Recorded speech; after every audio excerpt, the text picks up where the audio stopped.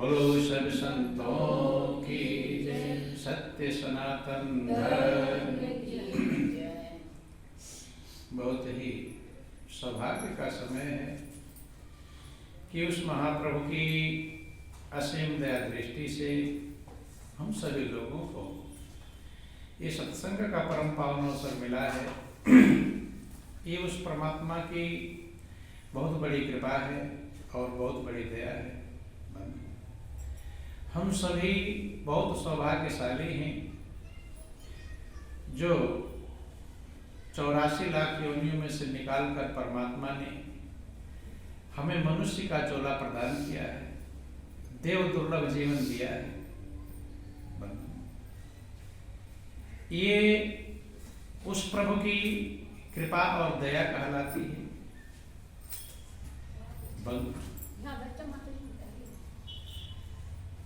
उस मालिक की असीम दया दृष्टि जब प्राप्त होती है तभी कोई बिरला भाग्यशाली सच्चाई को समझ पाता है।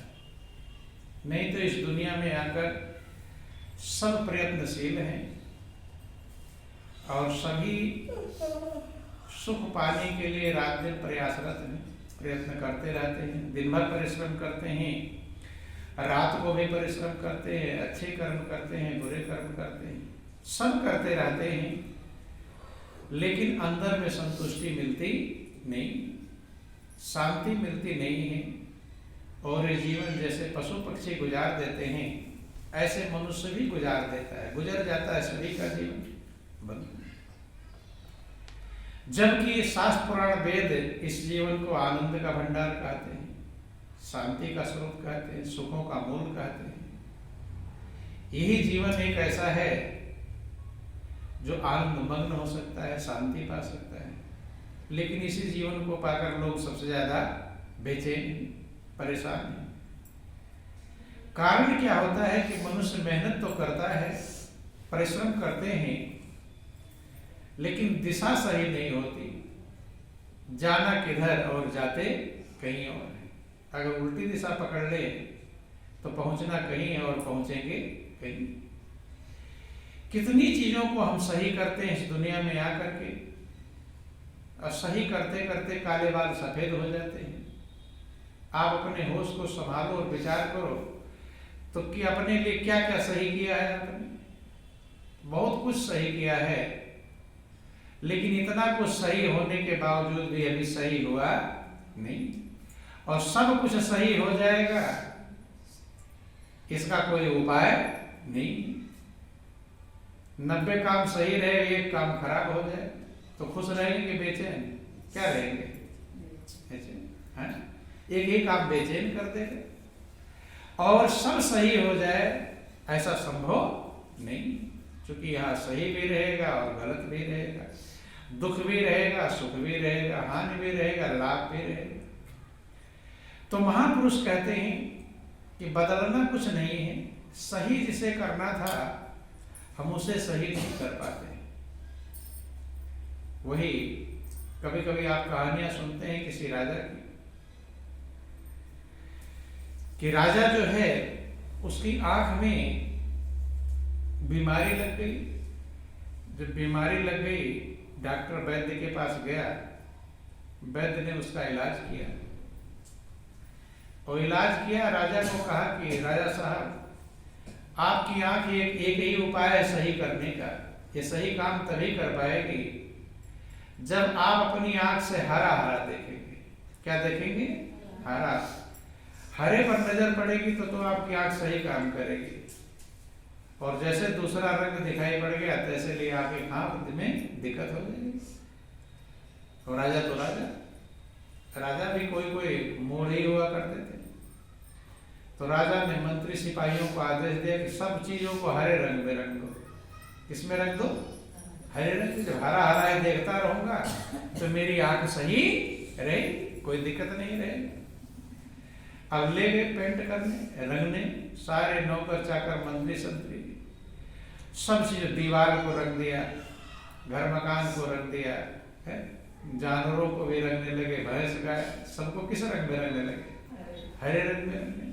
सब रंगने लगे, राजा का आर्डर हो गया, राजा जैसा कहा दिया वैसा करते रहे, सब रंगते रहे।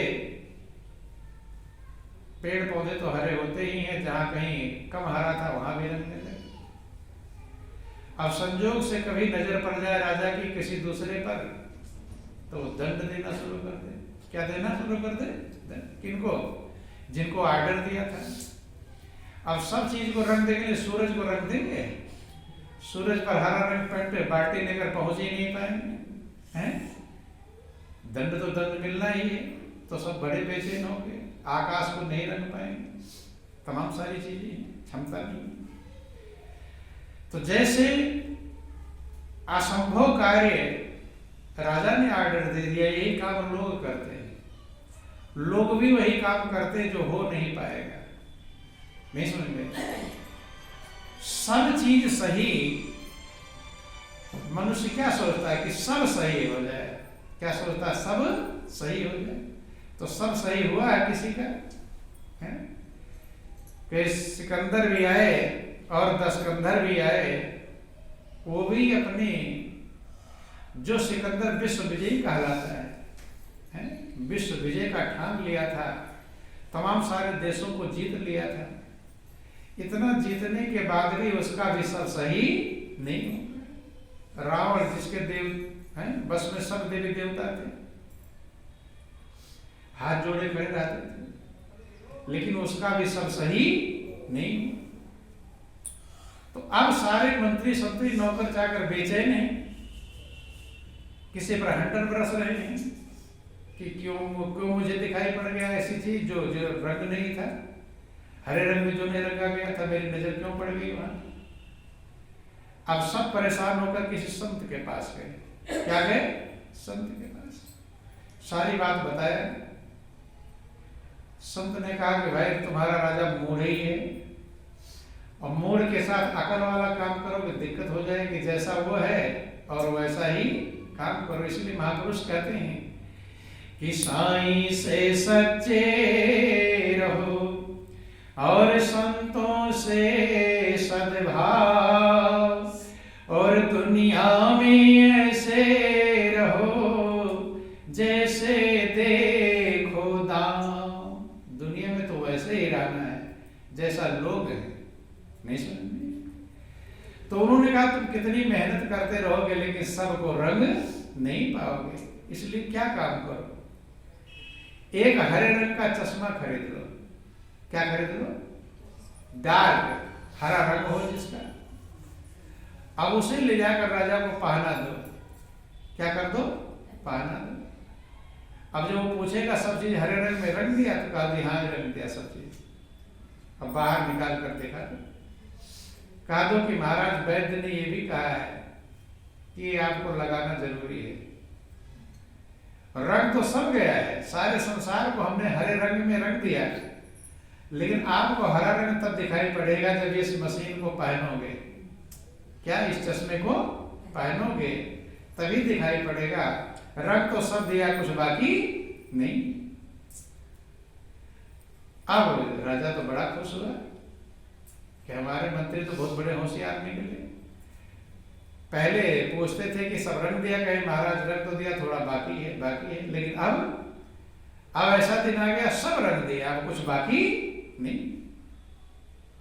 अब बाहर निकल कर देखा तो हरे रंग का गहरा चश्मा होगा तो रोज सूरज की रोशनी भी थोड़ा हरापन दिखाई ही पड़ेगा, अंतर रहेगा। परिवर्तित काले रंग का चश्मा लगाते हैं तो साफ नहीं दिखाई पड़ता। जब सब उसे हरा दिखाई पड़ने लगा, बहुत खुश हुआ और मंत्रियों को और नौकरों को बहुत इनाम दिया। क्या दिया? इनाम दिया। तो जैसे वो राजा सब कुछ चीजों को रंगने में लगा हुआ था, लेकिन अपने आंख के ऊपर जो चश्मा था उसे रंगने में नहीं लगा। ऐसे यही हाल दुनिया का है, दुनिया वालों का भी है। लोग संसार का सब कुछ सही करना चाहते हैं, लेकिन अपने मन को सही करना नहीं। मन को सही करना चाहते हैं, जो सबको ग्रहण करता है वही तो सबको देखेगा, है? वही सब चीजों को ग्रहण करेगा, और जो सब चीजों को ग्रहण करता है उसको अगर सही कर लिया तो सब सही हो जाएगा, और मन को अगर सही नहीं किया तो कुछ भी सही होने वाला नहीं।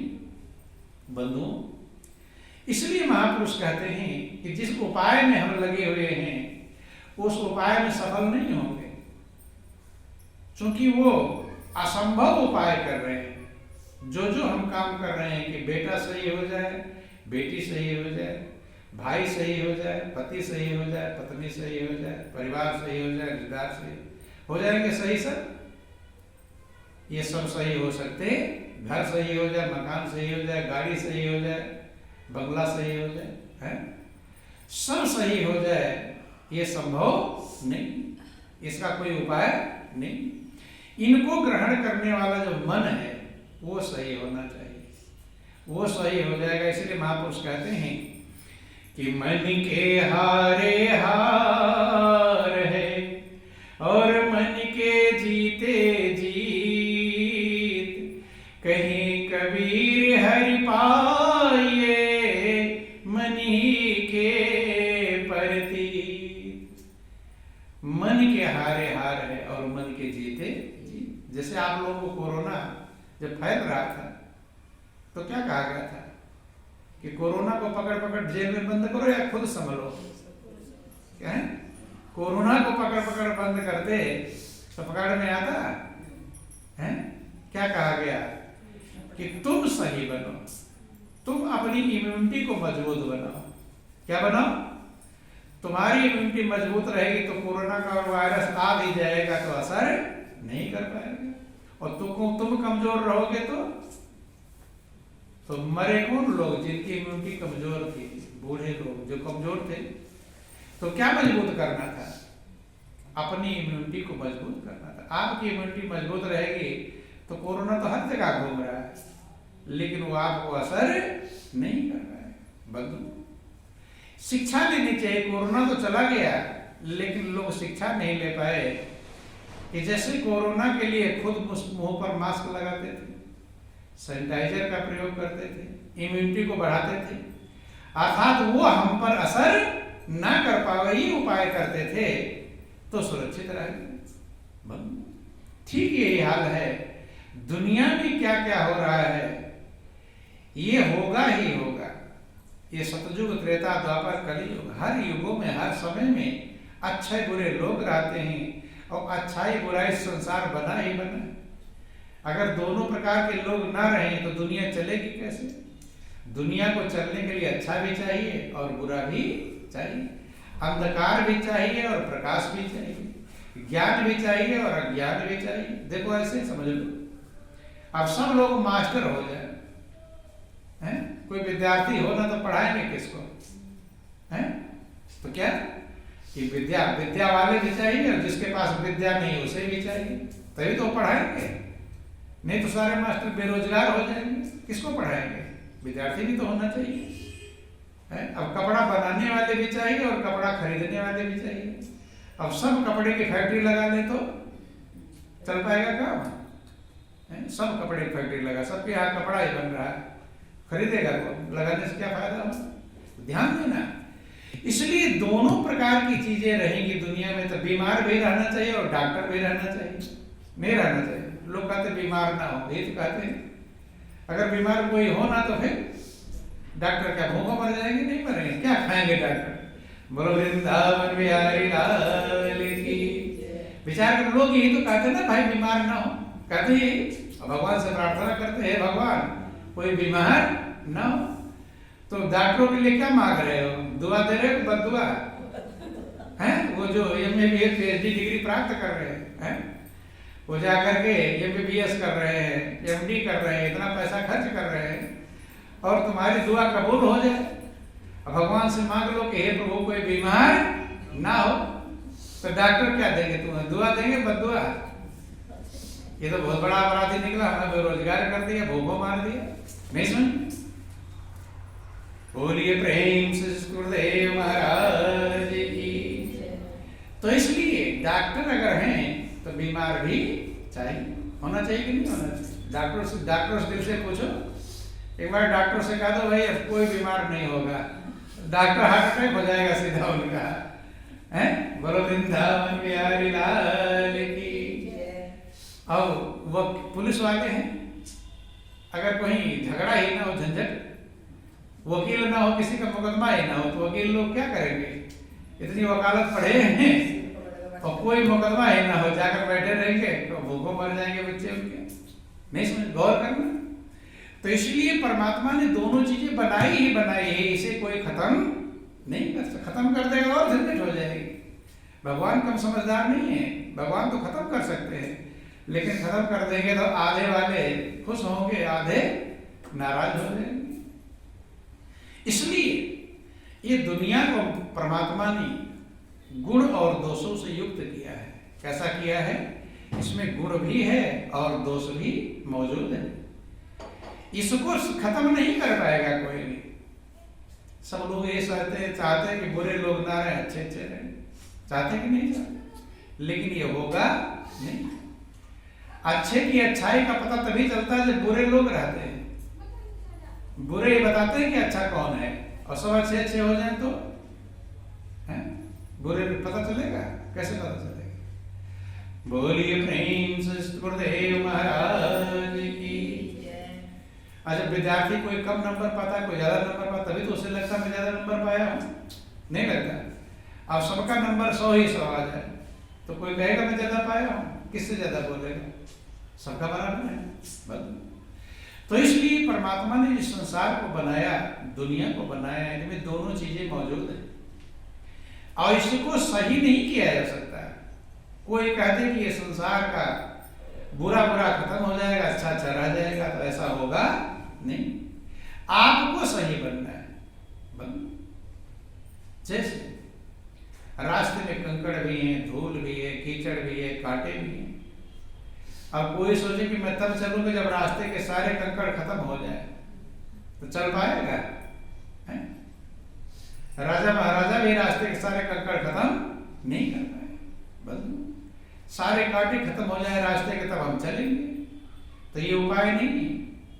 आप अपने पैर को बचाने का उपाय कर सकते हैं, उसमें जूता चप्पल पहन लें ताकि वो कंकड़ पत्थर आपको चुभे नहीं, ये तो कर सकते हैं। ऐसे महापुरुष समझाते हैं कि इस दुनिया को अगर सब सही कर लोगे तब खुश हो जाओगे। जिसने ये सोच रखा है कि मेरा काम सही हो जाएगा तब मैं खुश हो जाऊंगा, तो वो उसको कभी खुश होना नहीं है। जो काम सही नहीं हो सकता कभी भी बंधुओं। एक काम सही होगा, 10 काम नहीं सही रहेंगे, फिर तो एक ही बिगड़ा रहेगा तो वही परेशान कर देगा। इसलिए इसको ग्रहण करने वाला जो आपका मन है उसको सही करो। किसको सही करो? मन ही ग्रहण करता है। जिसका मन सही हो गया, अब गौर कर लेना, विचार कर लेना, जिनके पास तन पर कपड़े भी नहीं थे, महात्मा बुद्ध हुए, महावीर स्वामी हुए, कपड़े भी नहीं है पहनने को, शरीर पर वस्त्र नहीं है, वो आनंदमंद है कि नहीं? उन्होंने बाहर को सही किया कि अंदर को? किसको सही किया? उन्होंने अपने मन को सही किया। मन सही हो गया, कपड़े नहीं है तो भी मगन है, और मन सही नहीं है तो कितने कपड़े हैं कि गिन नहीं पाते हैं, अलमारियां भरी पड़ी हैं, लेकिन बेचैन है कि नहीं? इसलिए महापुरुष कहते हैं कि मन को सही करो। किसको सही करो? मन। महापुरुष कहते हैं मन ही दुंद मचाता है। क्या मचाता है? मन तू नाहक दुंद मचाए। क्या करता है? दुंद मचाता है। दुंद माने समझते हैं? बोलो वृंदावन बिहारी लाल की। उठा पटक बच्चा होता है ना, बच्चा अभी यहाँ अभी वहां, अब ये करो अब ये करो, जैसे बच्चा है ऐसे ही मन है। मन ही दुंद मचाता है, कर आसमान छुए नहीं मूर्ख।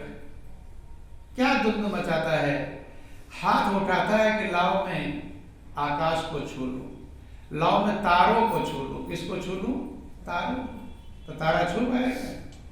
और छू नहीं पाएगा तो बेचैनी रहेगा। इसलिए महापुरुष समझाते हैं कि ऐ जीव, अपने मन को सही करो। जिसने अपने मन को सही कर लिया वो संकट से संकट भी आया मगन रहा। बता दें छोटी सी कहानी। बोलो वृंदावन बिहारी लाल।